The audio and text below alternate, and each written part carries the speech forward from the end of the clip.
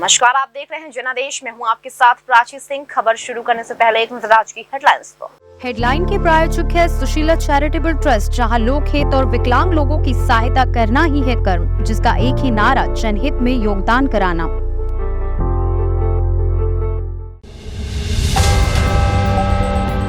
Israel ने Gaza पट्टी सीमा क्षेत्र पर हासिल किया नियंत्रण। अब तक 3000 से ज्यादा मौतें, जाने 10 बड़े अपडेट। मोदी सरकार की ये 4 योजनाएं युवाओं को बनाएगी सशक्त। कम ब्याज पर लोन लेकर कर सकते हैं खुद का बिजनेस। श्री कृष्ण जन्मभूमि और शाही ईदगाह मस्जिद विवाद में हाई कोर्ट का फैसला। आज विवादित परिसर हिंदुओं को सौंपे जाने की है मांग।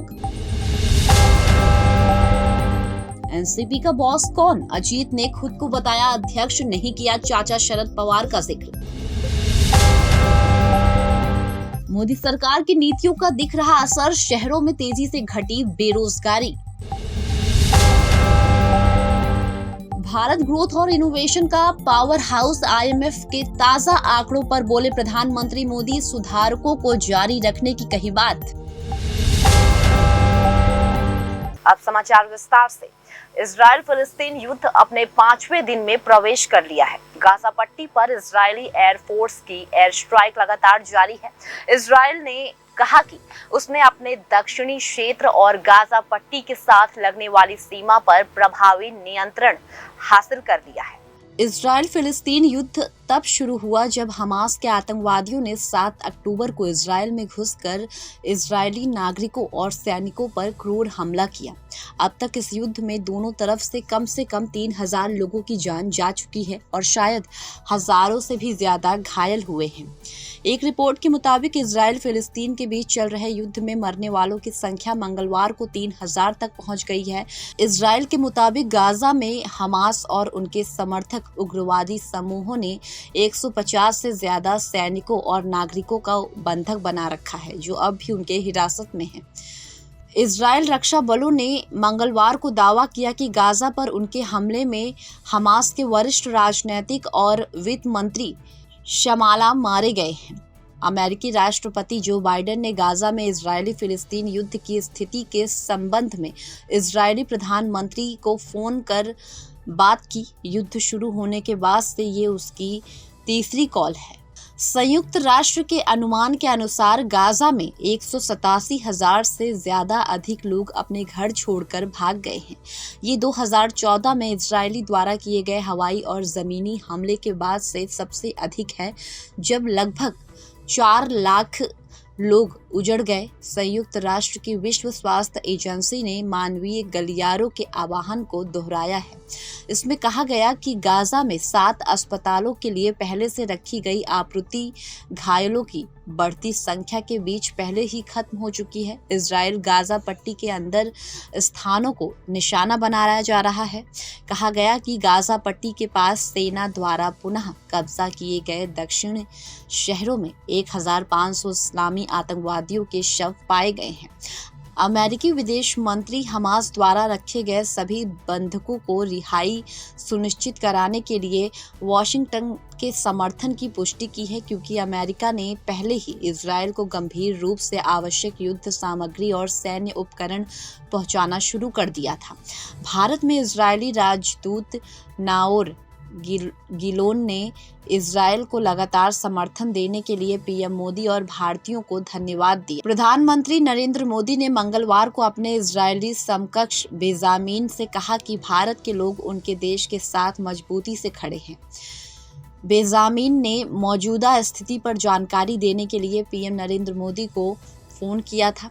अपनी बातचीत के दौरान बेंजामिन ने पीएम मोदी को इजराइल में भारतीय नागरिकों की सुरक्षा को लेकर आश्वस्त किया। संयुक्त राष्ट्र महासचिव एंटोनियो इजराइल फिलिस्तीन युद्ध के बीच शांति का आग्रह करते हुए रक्तपात, घृणा और ध्रुवीकरण के दुष्चक्र को समाप्त करने का आह्वान किया। संयुक्त अरब अमीरात के राष्ट्रपति मोहम्मद बिन जायद ने फिलिस्तीन लोगों के लिए तत्काल $20 मिलियन की सहायता का आदेश दिया है। एक रिपोर्ट के अनुसार हमास नेता इस्माइली ने कहा कि कैदियों की अदला बदली के विषय पर तब तक ध्यान नहीं दिया जाएगा जब तक युद्ध समाप्त नहीं होता। तुर्की के राष्ट्रपति ने गाजा पर इजराइल की नाकाबंदी की आलोचना करते हुए कहा कि बिजली और पानी काटना फिलिस्तीनियों की मानव अधिकारों के खिलाफ है। इजराइल रक्षा बलों ने मंगलवार को कहा कि उन्होंने गाजा के साथ लगने वाली सीमा पर नियंत्रण हासिल कर लिया है। आईडीएफ के प्रवक्ता ने कहा कि घुसपैठ की कोई ताज़ा रिपोर्ट नहीं है। जिन हिस्सों में बड़ा नष्ट हो गया है वहां इंजीनियरों को तैनात किया गया है। इजराइल के रक्षा बलों के अनुसार स्थानीय समय अनुसार बुधवार तड़के दर्जनों लड़ाकू विमानों ने गाजा पट्टी के दराजा तुहफा क्षेत्र में 70 से अधिक ठिकानों पर हमला किया। प्रधानमंत्री ने शनिवार को आश्चर्यजनक सामूहिक हमले के बाद इजराइल के सैन्य अभियान के बारे में बात करते हुए चेतावनी दी कि ये हमास को नष्ट करने और मध्य पूर्व को बदलने के लिए एक निरंतर युद्ध की शुरुआत है। इजराइल 7 अक्टूबर की शाम से ही गाजा पर हवाई हमले कर रहा है और अब तक 1200 से अधिक लक्ष्यों को निशाना बना चुका है। बेंजामिन ने कहा कि इजराइल गाजा पट्टी में उन सभी ठिकानों को मलबे में बदल देगा जहां हमास ने पनाह ले रखी है। आईडीएफ के अनुसार हमास के हमले में इजराइल में 1000 से अधिक लोग मारे गए और हजारों लोग घायल हुए हैं। प्रधानमंत्री नरेंद्र मोदी की सरकार देश के युवाओं को सशक्त बनाने के लिए हर संभव प्रयास कर रही है। इसके लिए तमाम तरह की योजनाओं की शुरुआत भी की है। पीएम मोदी अपने हर संबोधन में युवा शक्ति पर जोर देते हैं। साथ ही देश के युवाओं से अपील भी करते हैं कि देश को हर क्षेत्र में सशक्त बनाया जाए।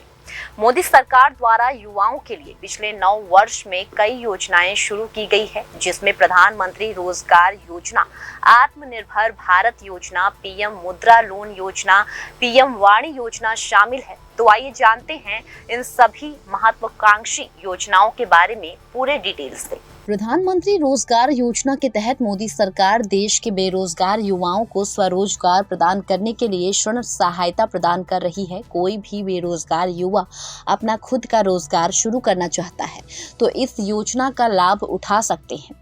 इस योजना के माध्यम से भारत सरकार युवाओं को प्रशिक्षित करेगी और उन्हें एक नया व्यवसाय शुरू करने में मदद करेगी, जिसके लिए बेरोजगार युवाओं को व्यवसाय शुरू करने के लिए कम ब्याज पर ऋण मुहैया कराया जाएगा। PMRY लोन के तहत प्रशिक्षण के लिए बुलाया जाएगा। इस प्रशिक्षण के सफल समापन के बाद सरकार ऋण देगी। PMRY लोन योजना 2023 के रजिस्ट्रेशन के लिए आधिकारिक वेबसाइट भी लॉन्च किया गया है। कोरोना काल में बहुत से लोगों की नौकरी छिन गई थी। ऐसे में मोदी सरकार ने इस आर्थिक संकट से देश के युवाओं को निकालने के लिए आत्मनिर्भर भारत योजना की शुरुआत की। सरकार आत्मनिर्भर भारत को 2 बार सफलता मिलने के बाद एक बार फिर लॉन्च किया है। इस योजना के तहत नौकरी से लेकर व्यवसाय तक के सभी क्षेत्रों को कवर करेगी, लोगों को रोजगार उपलब्ध कराएगी। इस योजना का पैकेज 20 लाख करोड़ रुपए है। ये योजना देश की अर्थव्यवस्था को बेहतर बनाने के लिए शुरू की गई है। आत्मनिर्भर भारत अभियान 3.0 में 12 नई घोषणाएं की गई है जो अर्थव्यवस्था में सुधार लाने में सहायक होंगी।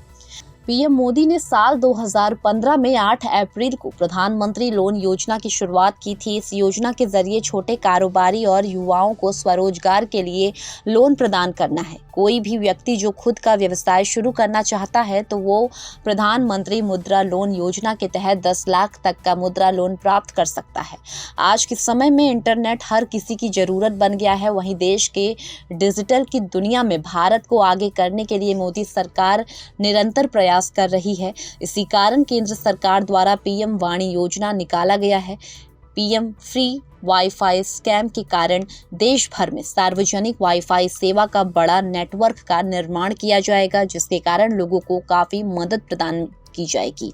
मथुरा की श्री कृष्ण जन्मभूमि और शाही ईदगाह मस्जिद विवाद में दाखिल जनहित याचिका पर इलाहाबाद हाई कोर्ट ने बुधवार को फैसला सुनाया है। जनहित याचिका में विवादित परिसर हिंदुओं को सौंपे जाने की मांग की गई है। दोपहर करीब 2 बजे अदालत का फैसला आएगा। चीफ जस्टिस प्रीतिकांत दिवाकर और जस्टिस आशुतोष श्रीवास्तव की डिवीजन बेंच फैसला सुनाएगी। सुनवाई पूरी होने के बाद अदालत ने 4 सितंबर को अपना जजमेंट रिजर्व कर लिया था। बता दें कि साल 2020 में श्री कृष्ण जन्मभूमि और शाही ईदगाह मस्जिद विवाद मामले में सुप्रीम कोर्ट के वकील महक महेश्वरी ने जनहित याचिका दाखिल कर विवादित परिसर हिंदुओं को सौंप जाने की मांग की थी। जनहित याचिका में गुहार लगाई गई कि अदालत में मुकदमे का निपटारा होने तक विवादित परिसर में हिंदुओं को पूजा अर्चना की इजाजत दी जाए। जनहित याचिका में दावा किया गया कि विवादित परिसर पहले मंदिर था। मंदिर को तोड़कर वहीं शाही ईदगाह मस्जिद का निर्माण कराया गया था। जिस जगह अभी मस्जिद है वहां द्वापर युग में कंस ने भगवान श्री कृष्ण के माता पिता को कैद कर रखा हुआ था। सुनवाई के दौरान वकील के मौजूद न होने की वजह से एक बार याचिका खारिज की जा चुकी है। जनहित याचिका 19 जनवरी 2021 को खारिज हो गई थी। हालांकि हाई कोर्ट ने मार्च 2022 में इस जनहित याचिका को रिस्टोर कर लिया था।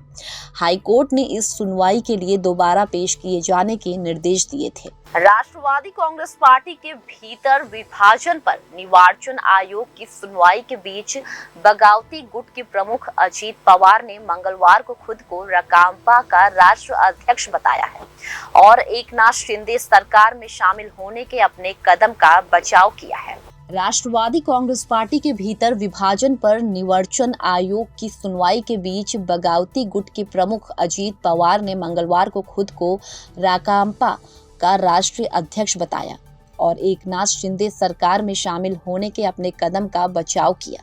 अजीत पवार ने 8 अन्य राकांपा विधायकों के साथ शिवसेना भारतीय जनता पार्टी सरकार में शामिल होने के बाद 2 जुलाई को महाराष्ट्र के उप मुख्यमंत्री पद की शपथ ली। उन्होंने उप मुख्यमंत्री के रूप में मंगलवार को 100 दिन का कार्यकाल पूरा किया। इस अवसर पर जारी एक बयान में अजीत पवार ने महाराष्ट्र के पहले मुख्यमंत्री दिवंगत यशवंत राव चौहान को अपना प्रेरणा स्रोत बताया। हालांकि उन्होंने अपने चाचा और राकांपा के संस्थापक शरद पवार के नाम का जिक्र नहीं किया। उन्होंने यशवंत राव चौहान की विरासत पर भी दावा करते हुए कहा कि राज्य के पहले मुख्यमंत्री से उन्हें लोगों के कल्याण के लिए काम करने की प्रेरणा मिलती है। शरद पवार यशवंत राव चौहान को अपना राजनीतिक गुरु मानते हैं। इस अवसर पर उन्होंने कहा कि महाराष्ट्र सरकार समाज के सभी वर्गों के आर्थिक सशक्तिकरण के लिए प्रतिबद्ध है। उप मुख्यमंत्री ने कहा कि राकांपा इस लक्ष्य को हासिल करने के लिए पूरी लगन से कार्य करता है। स्वयं को राकांपा का राष्ट्र अध्यक्ष बताते हुए अजीत पवार ने एक बयान में कहा कि रोजगार, समाज के सभी वर्गों का आर्थिक सशक्तिकरण, शिक्षा, स्वास्थ्य और सभी कल्याणकारी योजनाओं का कार्यान्वयन राज्य सरकार की प्राथमिकता है। उप मुख्यमंत्री ने कहा, राकांपा सत्ता के माध्यम से इन लक्ष्यों को प्राप्त करने के लिए प्रतिबद्ध है। आलोचना किसी भी राजनेता के जीवन का अभिन्न अंग है। मैं हमेशा रचनात्मक आलोचना का संज्ञान लेता हूं। मैं सकारात्मक और विकासात्मक राजनीति में विश्वास करता हूं। मेरा भरोसा किसी भी काम को उसके तार्किक अंत तक ले जाने और लोगों के जीवन में सकारात्मक बदलाव लेने में है। अजीत पवार ने कहा, राकांपा छत्रपति शिवाजी महाराज, महात्मा फुले शाहू महाराज, डॉक्टर BR अम्बेडकर और यशवंत राव चौहान के आदर्शों में विश्वास करती है। मेरे नेतृत्व में पार्टी इस विरासत को जारी रखेगा। उन्होंने कहा, महाराष्ट्र के राजनीतिक इतिहास में कई शीर्ष नेताओं ने अलग अलग राजनीतिक रुख अपनाए हैं। प्रत्येक नेता मौजूदा राजनीति और सामाजिक स्थिति के आधार पर अपना रुख अपनाता है। उन्होंने कहा, मेरे नेतृत्व में राकांपा ने 2 जुलाई 2023 को इसी तरह का रुख अपनाया और राज्य सरकार में शामिल हो गई। निर्वाचन आयोग ने सोमवार को राष्ट्रवादी कांग्रेस पार्टी के नाम पर चुनाव चिन्ह पर अजीत पवार ने नेतृत्व वाले गुट के दावों पर सुनवाई की। हालांकि शरद पवार के नेतृत्व वाली पार्टी के धड़े ने तर्क दिया कि उनके प्रतिद्वंदी खेमे द्वारा प्रस्तुत दस्तावेजों में विसंगतियां हैं। आयोग ने पार्टी के नाम और चुनाव चिन्ह संबंधी दावों को लेकर शरद पवार तथा अजीत पवार नीति खेमे की दलील सुनने के लिए अगली तारीख 9 नवंबर तय की है। अजीत पवार ने पार्टी के नाम और चुनाव चिन्ह पर दावा करते हुए आयोग का रुख किया था। उन्होंने कहा कि उन्हें महाराष्ट्र में राकांपा में 53 विधायकों में से 42 नव विधान परिषद में से 6, नागालैंड में सभी 7 विधायकों और राज्यसभा तथा लोकसभा में एक सदस्य का समर्थन प्राप्त है। प्रधानमंत्री नरेंद्र मोदी की विभिन्न योजनाओं का असर रोजगार क्षेत्र में भी दिखने लगा है। आंकड़े भी शहरी क्षेत्रों में रोजगार में बढ़ोतरी और रोजगारी में कमी के संकेत दे रहे हैं। एनएसओ ने ताजा आंकड़ों के अनुसार देश में शहरी बेरोजगारी तेजी से घटी है। एनएसओ के ताज़ा आंकड़े बताते हैं कि देश के शहरी इलाके में बेरोजगारी की दर में लगातार कमी आ रही है। अप्रैल-जून 2022 के आंकड़ों के अनुसार तब बेरोजगारी की दर 7.6% थी, जो कि जुलाई-सितंबर 2022 में 7.2% हो गई। अक्टूबर-दिसंबर 2022 में 7.2%, जनवरी-मार्च में 6.8% और अप्रैल-जून में 2023 में 6.6% रह गई है। अगर राज्यवार स्थिति का जायजा लिया जाए तो कई राज्य राष्ट्रीय औसत से बेहतर प्रदर्शन कर रहे हैं। हालांकि कई राज्यों में स्थिति राष्ट्रीय औसत में खराब है। राज्यवार शहरी बेरोजगारी की बात की जाए तो हिमाचल प्रदेश, राजस्थान, छत्तीसगढ़, जम्मू कश्मीर और केरल में शहरी बेरोजगारी की दर राष्ट्रीय औसत से ज्यादा है, जबकि दिल्ली, गुजरात, पश्चिम बंगाल, बिहार, महाराष्ट्र और हरियाणा में ये दर राष्ट्रीय औसत से कम है। बीजेपी के युवा नेता मनोज यादव का कहना है कि पीएम नरेंद्र मोदी के दीर्घकालीन और रोजगार परख नीतियों का असर दिख रहा है। मनोज यादव दावा करते हैं कि कोरोना काल के दौरान इसके बाद पीएम नरेंद्र मोदी ने जिस तरह से उद्योगों को प्रत्यक्ष और परोक्ष तौर पर सहायता दी है, PLI स्कीम चलाया है, इसका फायदा रोजगार के क्षेत्र में दिख रहा है। मनोज यादव ने कहा कि आने वाले दिनों में ये असर और भी दिखेगा। बेरोजगारी में कमी के कारण औद्योगिक विकास भी होगा। मनोज यादव का दावा है कि इससे प्रधानमंत्री नरेंद्र मोदी के भारतीय अर्थव्यवस्था को आने वाले कुछ वर्षों में $5 ट्रिलियन की अर्थव्यवस्था बनाने की मदद मिलेगी। अंतर्राष्ट्रीय मुद्रा कोष ने भारत के 2023 से 2024 की सकल घरेलू उत्पाद यानी कि GDP की वृद्धि दर का अनुमान मामूली रूप से 0.2% बढ़ाकर 6.3% कर दिया है। हालांकि IMF ने वैश्विक वृद्धि का अनुमान घटाकर 3% कर दिया है। अंतर्राष्ट्रीय मुद्रा कोष यानी कि IMF ने भारत के 2023 से 2024 की सकल घरेलू उत्पाद की वृद्धि दर का अनुमान मामूली रूप से 0.2% बढ़ाकर 6.3% कर दिया है। हालांकि IMF ने वैश्विक वृद्धि का अनुमान घटाकर 3% कर दिया है। IMF ने जुलाई में कहा था कि 2023 से 2024 के लिए भारत की वृद्धि दर 6.1% रह सकती है। ये आंकड़ा इस अवधि में भारतीय रिजर्व बैंक के 6.5% के अनुमान से कम था। IMF ने मंगलवार को विश्व आर्थिक परिदृश्य में चीन की वृद्धि के अनुमान को 2023 के लिए 0.2% और 2024 के लिए 0.3% घटाकर क्रमशः 5% और 4.2% कर दिया है। इस तरह चालू वित्त वर्ष के लिए भारत की वृद्धि दर चीन के अधिक रहने का अनुमान है। इसमें कहा गया कि भारत में वृद्धि दर 2023 और 2024 दोनों में 6.3% रहने का अनुमान है। इस तरह IMF ने 2023 के लिए अपने पूर्ण अनुमान में 0.2% की बढ़ोतरी की है। वैश्विक अर्थव्यवस्था को लेकर IMF ने इस अनुमान पर प्रधानमंत्री नरेंद्र मोदी ने ट्वीट कर अपनी प्रतिक्रिया दी है। उन्होंने X पर एक पोस्ट में लिखा, हमारे लोगों की ताकत और कौशल से संचालित भारत एक ग्लोबल ब्राइट स्पॉट बनकर उभर रहा है। भारत ग्रोथ और इनोवेशन का पावर हाउस है। हम समृद्ध भारत की दिशा में अपनी यात्रा को मजबूत करना जारी रखेंगे। अपने सुधारों के पथ को और आगे बढ़ाएंगे। अप्रैल जून के दौरान उम्मीद से अधिक मजबूत खपत के चलते IMF ने भारत की वृद्धि दर में बढ़ोतरी की है। IMF ने कहा कि मौद्रिक नीति अनुमानों के मुताबिक मध्यम अवधि में भारतीय रिजर्व बैंक मुद्रास्फीति के लक्ष्य को हासिल कर सकता है। सरकार ने RBI को मुद्रास्फीति को 4% के स्तर पर रखने की जिम्मेदारी सौंपी है, जिसमें ऊपर नीचे और 2% घट बढ़ाकर हो सकती है। IMF ने कहा कि भारत ने अप्रैल जून 2023 के दौरान 35 से 40% कच्चे तेल का आयात रूस से किया है, जबकि यूक्रेन युद्ध से पहले ये आंकड़ा 5% से भी कम था। साथ ही भारत ने यूरोपीय संघ को तेल निर्यात में काफी वृद्धि की है। फिलहाल खबरों में सिर्फ इतना ही। आगे खबरों में बने रहने के लिए देखते रहिए जनादेश।